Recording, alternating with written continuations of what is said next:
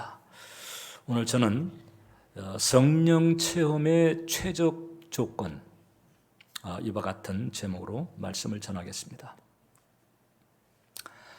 자, 이제 우리는 이제 순환주간과 부활주간을 지냈습니다. 자, 십자가와 부활의 메시지를 들었다는 얘기죠. 그 다음은 뭘까?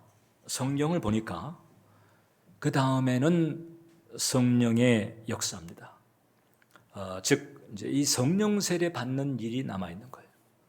성령의 세례가 뭘까? 물 세례를 생각하면 되죠. 물 세례를 받을 때 물 속에 들어갔다 나오는 거잖아요. 물론 이제 거기에 여러 영적인 의미가 있습니다만은 이 물 속에 이렇게 담그어지는 체험을 하는 것이 물 세례인 것처럼 성령 세례라고 하는 것은 성령의 은혜 안에 담구어지는, 이것을 다른 말로 할 때 이제 성령 충만이죠. 그러니까 성령 세례는 최초의 성령 충만 체험이다, 이렇게 말할 수가 있어요. 장로교 쪽에서는 이 성령 세례를 이제 중생과 같은 체험으로 보는 경우가 많습니다. 그런데 이 성령 운동하는 교단에서는 중생과 성령 세례를 별개의 체험으로 봐요. 거의 비슷한 시기에 일어나는 경우도 있을 수 있죠. 그러나 엄연한 그 별개의 영적 체험이다, 이렇게 봅니다. 그러면 이 성령의 충만함을 입는 체험이 왜 필요할까? 여러분, 성령님은 하나님이십니다. 우리 기독교의 하나님 이해가 아주 독특하고 신비합니다. 보통 일반적으로 모든 고등 종교의 하나님이 유일신의 체계를 가지고 있어요. 뭐 알라라든지. 그런데 우리 기독교의 하나님은 삼위일체의 하나님입니다. 셋이면서도 하나고 하나면서도 셋입니다. 아니, 어떻게 그럴 수가 있지? 우리의 그 지성이나 이성을 넘어서는 그런 영역이죠. 그런 차원에서 성령님은 하나님이시다. 그래서 성부 하나님이 계시고 성자 예수님이 계시고 성령 하나님이 계신 거예요. 세 분인데 하나입니다. 그래서 삼위일체라고 하죠. 그런데 이 성령께서 이제 우리에게 오시는 이런 은혜가 열리게 되는 것입니다. 이것을 우리가 이제 성령 충만 체험이라고 하거든요. 성령 충만한 체험이라고 하는 것은 조금 더 자세하게 표현하자면 성령 하나님과의 인격적인 만남이에요. 이 과정에서 뭐 방언이 터지기도 하고 이런 은사적인 체험을 하기도 하지만, 그리고 그런 그 체험들이 하나의 증거 역할을 하긴 하지만은 그 체험 이상이죠. 은사 체험 이상이에요. 하나님과 인격적으로 만나는 거죠. 하나님의 실제, 하나님의 리얼리티를 체험하는 것이죠. 영어로 할 때에는 그래서 God Encountering이라고 하는 표현을 씁니다. Encounter, 만나는 거예요. 깊은 만남, 운명적인 만남 같은 거죠. 이 은혜가 있어야 사실상 신앙의 길을 성공적으로 올바로 갈 수가 있다. 그러면 십자가와 부활의 메시지를 한 단어로 요약했을 때 우리가 그것을 복음이라고 합니다. 예수님의 그 십자가의 대속의 은혜와 사망 권세를 깨치신 그 부활의 권능, 이것 때문에 죄와 저주와 영벌을 걸머진 비극적인 인간이 구원을 받고 죄사함 받고 하나님의 자녀가 되고 천국과 영생을 얻게 되고, 이 엄청난 은혜를 가져오는 이 십자가와 부활, 이것을 우리가 그래서 굿뉴스, 이게 복음이라고 하거든요.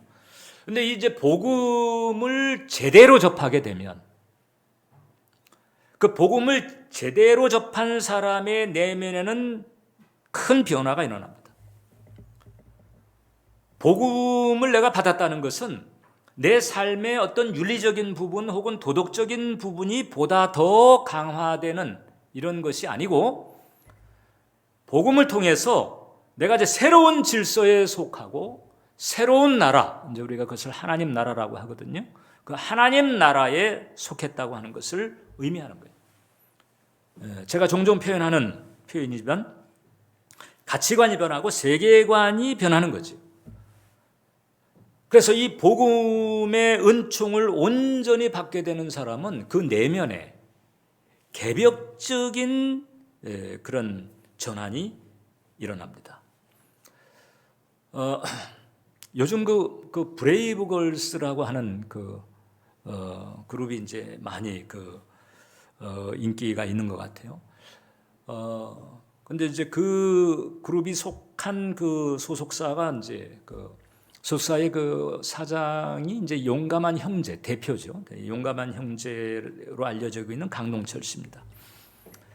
이 강동철 씨가 지금 이제 사진을 보면 팔에 좀 문신 보세요. 그래서 이제 일반 TV 프로그램에 출연할 때는 이제 그 문신을 가리고 이제 나오기도 했다고 그러는데 원래 모태 신앙이었답니다. 그런데 이제 성장 과정에서 아버지에 대한 불만이 가득했습니다. 왜냐하면 그 아버지가 장남 중심으로만 계속 경사되니까 그 차별감에 그만 마음의 상처를 입고 엇나가기 시작했다는 거예요. 그래가지고 이제 이게 싸움질을 하게 됐는데 그게 무슨 뭐 학교 일진 정도가 아니고 그냥 아예 이 중고등학교 시절서부터 그냥 조폭 수준으로. 그래서 이제 한참 이제 빗나간 그런 길을 가게 된 거죠. 18살 때에 감옥에 가게 됐고, 그러니까 이제 폭력 전과가 12범이더라고요. 저 강동철 씨가 그 나이 20살 됐을 때 나이트클럽 전무를 했고, 근데 나이트클럽 전무를 할 때에 그때 이제 그 DJ가 음악을 트는데 자꾸 이제 그런 과정에서 그 속에 있었던 그 뭔가 즉 달란트 같은 것이 아마 각성이 된 것 같습니다. 내가 음악을 해야 되겠다. 이래가지고 그다음에 이제 그 길을 딱 접고 그다음에 이제 음악 쪽으로 전향을 하게 됐다는 거죠. 그런데 이제 16살 때 그 감옥 가기 전에 그런 꿈을 꾼 적이 있다는 거예요. 자기가 그 개미만한 사이즈로 있는데 큰 음성이 들리는데 네가 누구냐 하는 음성을 이제 꿈에서 이제 들었다는 것이고 그때 제가 강동철입니다. 이제 이런 잊혀지지 않는 이제 그런 체험을 이제 한 바가 있었던 거예요.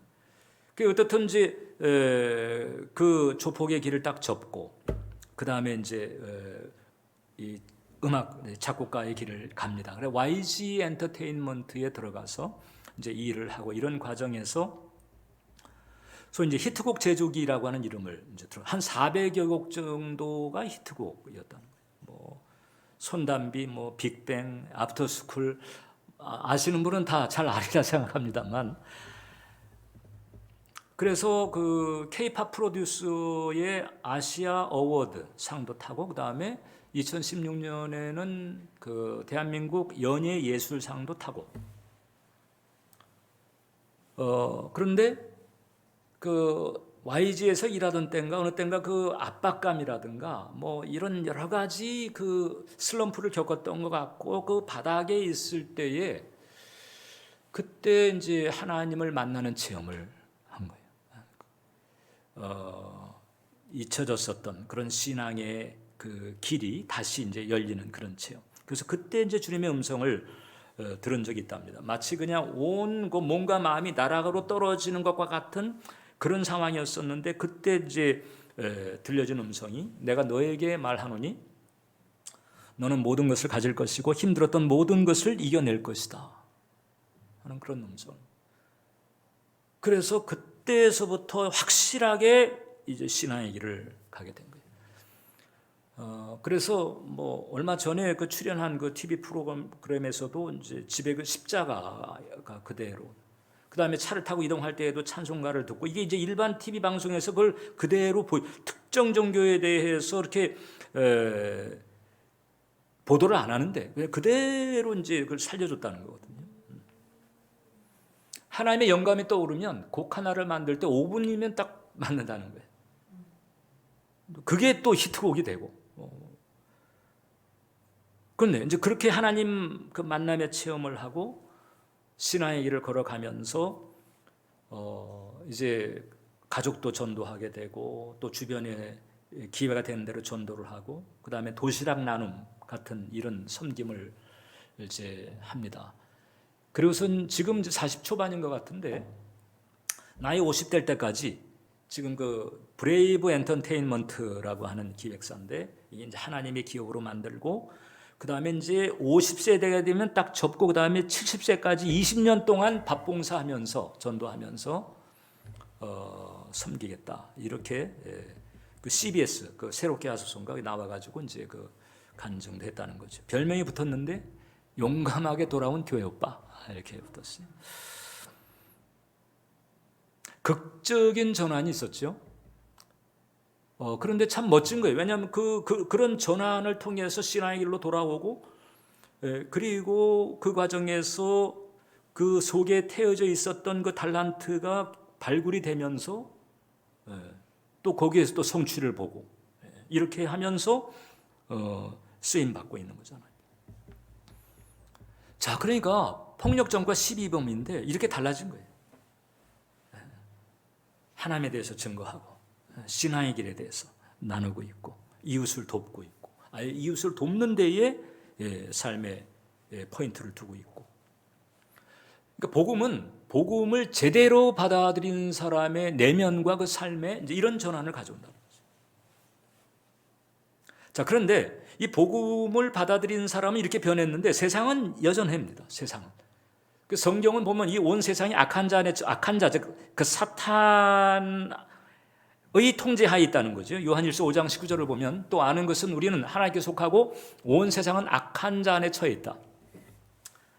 복음은 나는 변했는데 세상이 악합니다. 여전히 타락한 상태이고 여전히 서로 물고 뜯고 뭐 이런 상황들이 계속 벌어지고 있는 거예요. 이런 세상 속에서 이제 복음을 통해서 변화된 내가 살아가는데 하나님께서 그 복음을 통해서 변화된 사람을 돕는 거죠. 이 세상을 헤쳐나가는 데에 단순히 사람의 지식이나 경험이나 의욕 가지고 안 되기 때문에 그래서 하나님의 능력으로 살 수 있도록 도와주시기 위해서 하나님께서 세우신 대책이 뭔고하니 성령을 보내시는 거예요. 그래서 성령을 받아서 그 성령의 충만한 은혜 가운데 그 성령의 권능으로 살아가게 하시는 이런 은총을 예비해 주신 거죠. 사도행전 2장 8절을 보면 오직 성령이 너에게 임하시면 너희가 권능을 받고 예루살렘과 온 유대와 사마리아와 땅끝까지 이르러 내 증인이 되리라. 여러분, 복음을 통해서 내가 변했잖아요. 그런데 하나님은 복음을 통해서 변화된 사람이 자신의 변화에서 그치는 것이 아니고 이제 세상을 변화시키는 데까지 나아가기를 원하시고 있는 거예요. 그리고 그 일을 할 수 있도록 능히 할 수 있도록 부어주시는 것이 바로 성령의 권능인 거예요. 근데 이 권능을 입으려면 먼저 성령님부터 먼저 만나야 됩니다. 성령님서부터 먼저 만나고 그 내게 임한 그 성령께서 나를 통해서 나타나시는 그 은총이 권능인 거죠. 이 은혜를 입어야 비로소 능력 있는 신앙생활을 할 수가 있고, 그리고 사실 정상적인 신앙생활을 우리가 할 수 있다. 그래서 예수님께서 승천하시기 전에 그 제자들을 모아놓고 이렇게 말씀을 했습니다. 사도행전 1장 4절을 보면 사도와 함께 모이사 그들에게 분부하여 이르시되 예루살렘을 떠나지 말고 내게서 들은 바 아버지께서 약속하신 것, 이게 바로 이제 성령 충만한 은혜이고 그 충만한 은혜를 통해서 부어질 권능이죠. 이것을 받아라. 이것을 받기까지는 예루살렘을 떠나지 말라. 즉 뭘 하려고 하지 말라는 거예요. 성령을 받고 난 다음에 비로소 무언가를 할 수 있다는 거죠. 그래서 120명의 제자들이 이때 다락방에 모이게 됩니다. 그래서 이제 예수님의 부활 승천 이후에 그 120명이 다락방에 모여서 이제 성령을 대망하는 기도를 드리게 됩니다. 저는 이때 이 다락방에 모였던 이 120명, 보통 우리가 120문도라고 부르기도 하죠. 이 사람들이 대단한 사람들이라고 보는 거죠. 그 자리가 정말 복된 자리다. 왜냐하면 그때 그 다락방, 성령을 대망하기 위해서 모인 그 다락방, 하나님은 그 다락방에 있는 사람으로부터 세상을 만지기 시작했고 뒤집기 시작했고 변화시키기 시작합니다. 그런데 그 120명이 가지고 있는 뭐 경험이나 지식을 사용한 게 아니고 그 사람들에게 성령을 부어주어서 성령님과 함께 그 성령의 권능으로 세상을 향해 나아가서 자신의 인생만이 아니고 세상까지 변화시키는 이런 일을 하게 하셨다는 거거든요. 대단한 자리였고 대단한 사람들이었다는 거죠. 여러분, 지금 이제 하나님께서 이제 성령을 부어주실 참이에요. 그 성령을 부어주시는 이 은총이라고 하는 게 정말 엄청난 축복이었습니다. 만세 전부터 하나님께서 예비하신 축복이었고, 특별히 이제 구약 시대 때 보게 되면 그 많은 예언자들이 이 성령의 강림을 갈망하고 또 사모하면서 예언하고 또 예고했던 그런 축복이었습니다. 에스겔서 36장을 보면 또 새 영, 즉 성령님을 말하죠. 새 영을 너희 속에 두고 새 마음을 너에게 주되 너희 육신에서 굳은 마음을 제거하고 부드러운 마음을 줄 것이며 또 내 영을 너희 속에 두고 너희로 내 율례를 행하게 하리니 너희가 내 규례를 지켜 행할지라. 하나님의 성령이 우리에게 오셔야 비로소 하나님의 길, 하나님의 법, 하나님의 말씀을 지킬 수 있다는 거잖아요.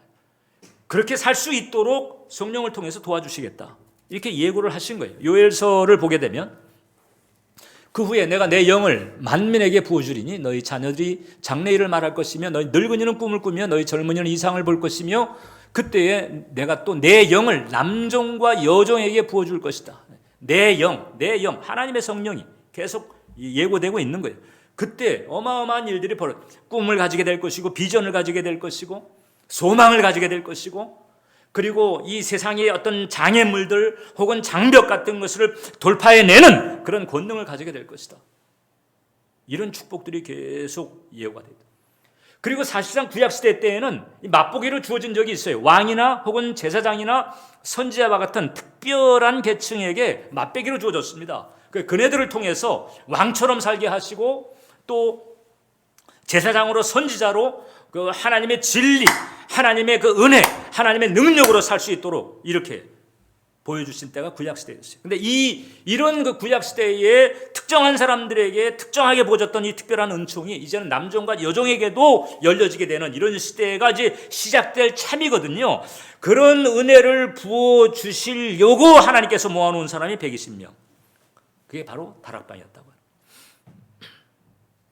자, 그러니까 그때 다락방에 모인 120명은 하나님께서 딱 보실 때 너희는 이런 은총을 받을 만한 사람들이다, 이렇게 인정을 한 거예요.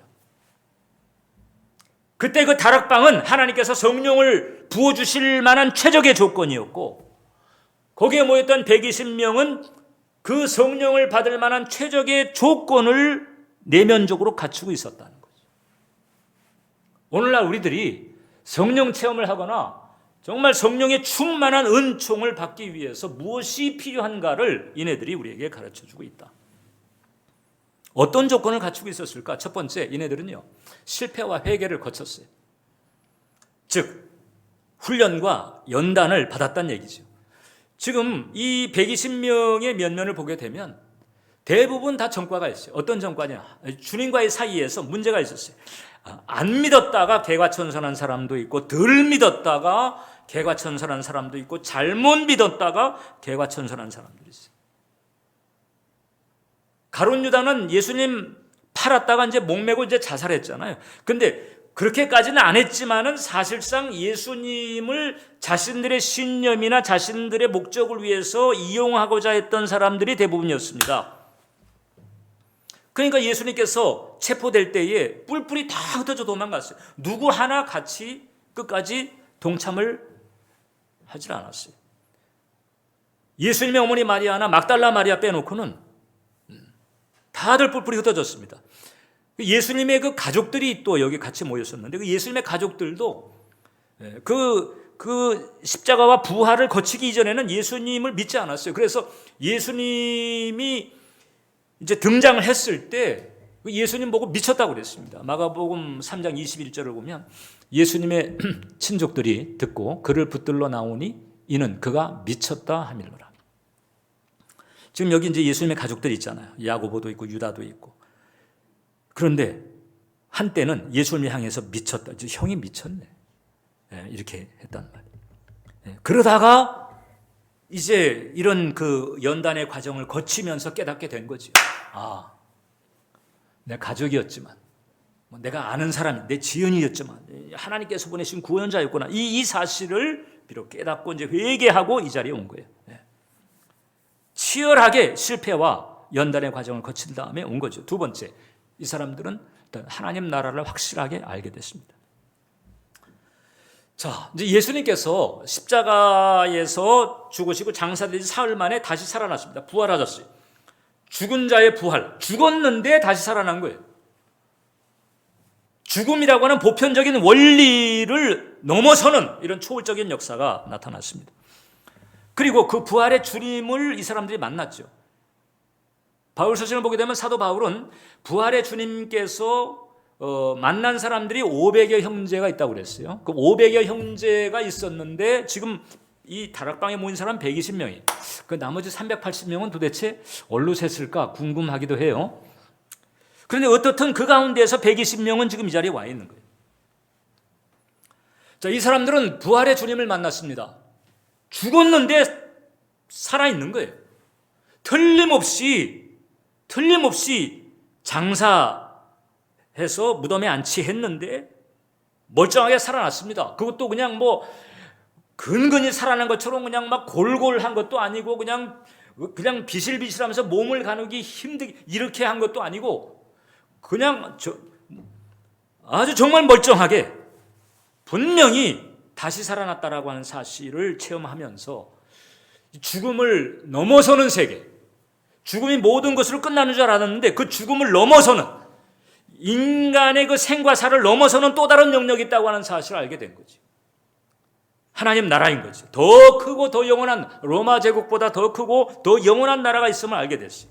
그리고 이 부활의 주님께서 승천하시기 전에 40일 동안 그 하나님 나라에 대해서 또 특별 레슨을 하셨거든요. 사도행전 1장 3절을 보면 그가 고난받으신 후에 또한 그들에게 확실한 많은 증거로 친히 살아계심을 나타내사 부활을 이제 증거한 거죠. 그리고 40일 동안 그들에게 보이시며 하나님 나라의 일을 말씀하셨다. 하나님 나라라고 하는 그 더 크고 어마어마하고 영원한 세계가 있다고 하는 사실을 부인할 수가 없게 된 거죠. 부활의 주님을 통해서 이제 그것을 확실하게 그러니까 그 부활의 주님을 만난 사람은요, 어떻게 됐는가 하니 천국을 다녀와 보진 않았지만 마치 천국을 한번 다녀와 본 것 같은 이런 은혜를 받게 된 거예요. 나중에 바울도 이제 사실 이제 바울도 삼층천을 다녀와 본 적이 있지만 지금 이 120명의 지금 이 제자들은 천국을 다녀오지 않았지만 부활의 주님을 만나면서 마치 천국을 한번 다녀와 본 것과 같은 체험을 한 사람들처럼 됐다. 하나님 나라에 대해서 아주 확신을 가지게 된 거죠. 세 번째, 그 다음에 이분들은 죽음은 죽으리라 하는 각오를 가진 사람들이에요. 여러분, 지금 이 시점에서 다락방에 모였다, 이 다락방 집회에 왔다, 이것은요 목숨을 내놓은 거예요. 예수님을 십자가에 못 박은 무리들이 시퍼렇게 눈을 뜨고 추종자들을 지금 색출하려고 하는 상황입니다. 지금 다락방에서 성령 대망하는 기도회를 했지만 지금 오늘날 우리들이 기도원에 가거나 혹은 교회에 모여가지고 성령 대망하는 집회를 하는 것하고는 완전히 분위기가 달라요. 우리들은 여유가 있지만 이네들은 목숨을 건 거예요. 목숨을 걸어 이제 주님과 그냥 함께 가는 과정에서 죽으면 죽으리라 한 거지요. 하나님 나라를 알았고 예수 그리스도의 주되심을 알았단 말, 영생이 있음을 확신했기 때문에 이젠 죽는 것도 유익하다, 이렇게 본 거예요. 그러니까 이 같은 은혜를 비슷하게 받았던 바울도 나중에 이렇게 얘기한 적이 있습니다. 빌립보서 1장을 보면 나의 간절한 기대와 소망을 따라 아무 일에든지 부끄러워하지 아니하고 지금도 전과 같이 온전히 담대하여 살든지 죽든지 내 몸에서 그리스도가 존귀하게 되게 하려 하나니 이는 내게 사는 것이 그리스도니 죽는 것도 유익합니다. 죽는 것도 유익하다는 거예요. 죽는 것을 보통 꺼려하거나 싫어하거나 피하거나 이렇게 하는데 그게 아니고 죽는 것도 유익하다. 하나님 외에는 겁나는 게 없는 사람들입니다. 내가 예수님과 함께 가다가 이제 죽으면 죽으리라 하는 거지. 지금 이제 여기서 성령 받고 나가면 어떻게 됩니까? 이제 세상에 나가서 세상을 마주 대해야 돼요. 세상을 피하는 게 아니고 세상과 마주 대해서 너희가 죽였던 그 예수를 하나님께서 주와 그리스도가 되게 만드셨다, 이렇게 증거를 해야 되는 상황이거든요. 왜냐하면 예수님께서 증거하기를 원하셨으니까. 자, 그러면은 얼마든지 어려움을 당할 수 있다는 거잖아요. 근데 이미 자신의 삶과 생명을 내놓고 그 길로 가겠다 마음을 먹은 거지. 아마도 주님께서 만났던 그 부활의 주님께서 만났던 그 500의 형제들 가운데에서 지금 120명이 그 가운데 또 추려졌다, 이렇게도 볼 수 있어요. 어떻게 보면 그런 마음 바탕이 되어 있었던 사람들이죠. 그 다음에 네 번째가 이네들에게는 유다스러움이 정리가 되었다. 유다스러움이 뭘까? 여러분, 가룟 유다가 예수님을 팔았잖아요. 가룟 유다는 아주 고의적으로 계획하고 그 다음에 예수님을 팔았습니다.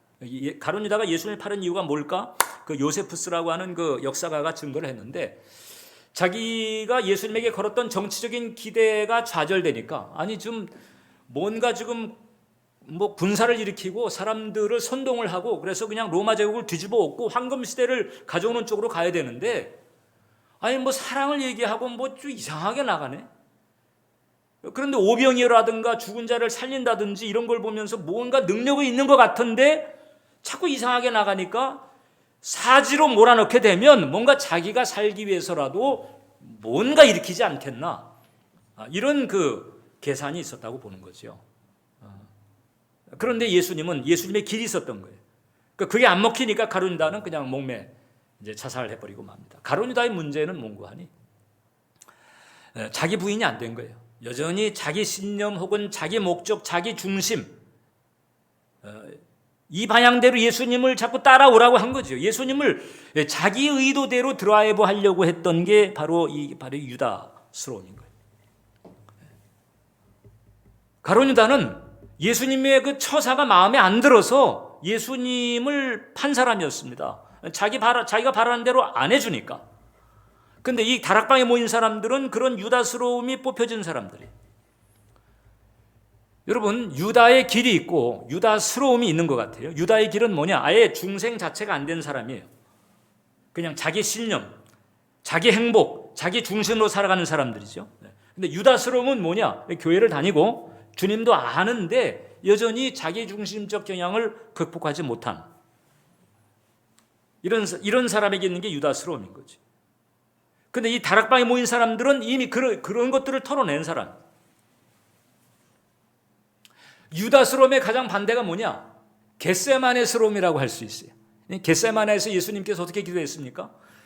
내 뜻대로 마시고 아버지 뜻대로 하옵소서. 내 원대로가 아니고 하나님 원대로 하옵소서. 나를 내려놓고 하나님 중심대로 한 것이 바로 겟세마네인 거죠.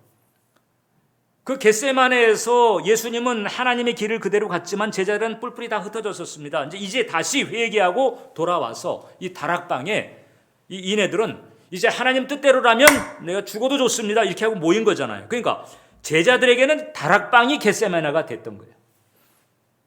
그래서 이 다락방에 모인 사람들은 그 유다스러움이 극복이 된 사람들이었다 하는 거죠. 하나님께서 이 사람들에게 그렇게 예고되었던 그 성령 강림의 축복을 이제 부어주시는 거죠. 그리고 이렇게 해서 성령 받은 120명, 이 120명이 바로 예수님의 개척 멤버였다. 교회가 전혀 없던 시절에 처음 교회를 세우시면서 그 처음 교회를 세우시는 개척 멤버, 이게 바로 다락방에 모인 120명이었다. 자, 그러니까 이 예수님의 개척 멤버를 우리가 이제 이렇게 다시 한번 정리할 수가 있어요. 제자 훈련을 받은 사람으로. 왜냐하면 3년 동안 제자 훈련을 받았잖아요. 그 다음에 십자가와 부활과 승천을 겪었어요. 그리고 이 과정에서 확실하게 변화가 되면서 이제는 하나님 나라 위해서 죽으면 죽으리라 하는 각오로 성령 받은 사람. 제가 다시 읽겠습니다. 예수님의 개척 멤버가 누구냐? 제자 훈련을 받은 사람으로 십자가와 부활과 승천을 겪고 하나님 나라 위에서 죽으면 죽으리라 하는 각오로 성령 받은 사람, 이 사람들이 드디어 교회를 세웠고 그 다음에 교회 시대를 출발한 거죠. 그리고 지금 이 조건이 바로 성령께서 강림하시는 최적의 조건인 거예요. 최적의 조건. 제가 왜 최적의 조건이라고 하는 표현을 쓰느냐? 최적이 아닌 경우도 있을 수 있는 거잖아요. 지금 이제 이 이후에도 이때 다락방에 성령 강림이 있은 이후에도 교회사 쪽으로 수도 없이 성령 강림의 현장들이 있었잖아요. 고넬료 집에 하나도 있었고 에베소 12 제자들에게 있었고 계속해서 이 성령 강림의 역사는 수두룩했습니다. 그때 그 성령 강림의 현장에 있었던 사람들이 모두가 다 이 다락방의 이 조건들을 다 갖추었다고는 할 수 없지만은 적어도 순도 면에서는 차이가 있을지 모르지만 그러나 이 네 가지 조건을 어떻든 기본적으로 유지를 했다고 볼 수가 있어요. 이게 바로 성령을 체험할 수 있는 최적의 조건이고 하나님께서 성령을 부어주시는 가장 이상적인 조건이다. 하나님께서 이런 조건들을 중요하게 여기시는 거예요. 자, 우리가 교회를 다니면서 적지 않은 사람들에게 이런 질문을 받습니다. 목사님, 성령 충만을 받고 싶은데, 성령을 체험하고 싶은데, 그런 소원이 없는 것도 아니고, 또 그것에 대한 어떤 기대감도 있는데, 근데 그 체험이 아직 없습니다. 왜 그럴까요? 그래서 이 조건들을 살펴봐야 되는 거죠. 이 조건들. 훈련과 연단, 그래서 우리가 영성훈련을 하는 거잖아요. 그리고 하나님 나라에 대한 확신, 그리고 이제 죽음은 죽으리라 할 정도로 그 하나님 나라나 복음에 대한 굳건한 신뢰, 그리고 이 유다스러움을 극복한 영성, 이런 부분들이 이제 네 가지 조건을 여러분들에게 말씀드렸는데 이 다락방에 모인 사람들의 영성의 상태, 자, 이 네 가지 조건들을 놓고 예를 들어서 지금 이 다락방은 최적인 것 같아요. 이거 비유적으로 하게 되면 금메달 수준이라고 할 수 있어요. 조건으로 치게 되면. 그러면 금메달 조건까지는 안 간다 할지라도 은메달, 동메달, 아니 학점으로 치게 되면은 지금 이 다락방의 이 조건이 A라고 한다면 그럼 A까지는 못 가더라도 B, C, D까지는 그래도 가야 되잖아요. F는 안 되고 그래도 D급이라도 어느 정도 기본적인 요건, 즉 커트라인이라도 이렇게 되게 되면 그때 이 성령 체험을 주시고 성령을 부어주시는 은혜가 있는 것 같아요. 근데 이제 D급 수준에서 성령 체험을 했다. 그러면 계속해서 연단은 필요합니다. 뭔가 아무튼 점수가 부족한 만큼 주님과의 관계에 뭔가 문제가 이제 있다고 봐야 되는 것이거든요. 그러나 이런 기본적인 조건이 어느 정도 구비가 됐을 때 그때 성령께서 정말 기쁘게 역사하신다라고 하는 거죠. 그러니까 이런 조건들을 우리가 구비할 필요가 있고 갖출 필요가 있어요. 여러분, 우리 이제 은혜정원교회가 이제 개척을 하면서 가지는 그 기도 제목 중에 한 가지가 있습니다. 그것이 바로 뭔고하니? 이렇게 이 다락방 영성과 같은 영성을 갖춘 120명의 평신도 사역자. 그냥 단순히 그냥 출석 120명이 아니고, 지금 이 다락방 수준의 영성을 갖춘 120명의 평신도 사역자. 예수님께서 이렇게 시작을 하셨단 말이죠. 그러니까 저도 일단은 목표는 그렇게 잡는 거죠. 그러면서 부단하게 나도 마찬가지고 우리 은정이 멤버도 마찬가지고 이제 그리로 계속 이렇게 인도를 해가는 거예요. 그런 수준에 갔을 때 비록 하나님께서 그 사람들을 통해서 세계를 뒤집고 다니신 거잖아요. 세계가 뒤집혀진 거잖아요. 본인의 인생만이 변화된 게 아니고 이웃의 인생도 변화시키고 환경을 변화시키고 이렇게 뒤집는 역사가 나타나게 된 거잖아요. 폭력 전과 12범을 뒤집어서 찬송을 듣고 하나님을 증거하고 이웃을 섬기는 것을 인생의 목표로 삼고 가게 만드는 이런 변화. 그러면서도 자기 자신 안에 있는 그런 달란트라든가 그런 데스티니를 충분히 멋지게 발휘할 수 있는 이런 축복. 이게 성령의 역사 안에 있다는 거잖아요. 이게 성령의 역사 안에. 여러분, 성령 충만이라고 하는 것은 어떤 분들은 또 그렇게 생각하는 개념, 이런 개념으로 생각합니다. 주유 개념이나 혹은 충전 개념. 그래서 이제 이 기름이 떨어졌으니까 이제 가서 이제 기름 채우고, 혹은 또 이 배터리가 떨어졌으니까 이제 플러그 꼽아가지고 충전하고, 뭔가를 플러스하고, 뭐 이런 수준으로 생각하는 이제 그런 경우가 많이 있는데, 여러분, 성령 충만 개념은요, 그것을 넘어서요. 성령 충만 개념은 하나님과의 인격적인 만남입니다. 인격적인 만남. 근데 하나님과의 인격적인 만남인데 그 성령님의 하나님이시잖아요. 그분이 하나님이신 거예요. 그러니까 그 하나님을 만났을 때 자연스럽게 질서가 재정비가 되지요. 그래서 그분이 몸통이고 내가 깃털인 거예요. 이게 신앙생활의 핵심인 거예요. 성령님이 몸통이고 내가 깃털인 거예요. 내가 몸통이고 성령님이 깃털처럼 내게 와서 나를 도와주고 내가 필요할 때 뭐 좀 해결해주고 이런 선이 아니고 그분이 몸통이고 내가 깃털입니다. 우리 은정 식구들 이걸 알아야 돼요. 내게 오신 성령님의 몸통이고 내가 깃털입니다. 그분이 하자는 대로 가야 되는 거예요. 그분이 하자는 대로 갈 때에 오히려 내 지식, 경험, 내 수준을 넘어서는 놀라운 일들이 벌어지게 된다는 거잖아요. 그게 교회사가 증거하고 있는 거잖아요. 그게 강동철 씨가 우리에게 가르쳐주고 있는 거잖아요. 이런 일들이 있다는 거죠. 잊지 마세요. 그분이 몸통입니다. 내가 깃털입니다. 그분이 중심입니다. 내가 부속입니다. 이것을 알아야 돼요. 이것이 바로 성령 충만의 진정한 체험이고, 이렇게 될 때에 이때 이 권능이 풀어지게 되고 하나님 나라의 실제가 풀어지는 차원 다른 인생이 가능하게 된다라고 하는 거죠. 우리 은혜 정원교회는 다락방에 오르는 길입니다. 은혜 정원교회의 신앙생활은 다락방에 한 걸음 한 걸음씩 가는, 즉 여러분들이 갖추고 있는 그 조건의 그 레벨에서 최적의 조건에 이르기까지 한 걸음 한 걸음씩 가는 거죠. 한 걸음 한 걸음씩.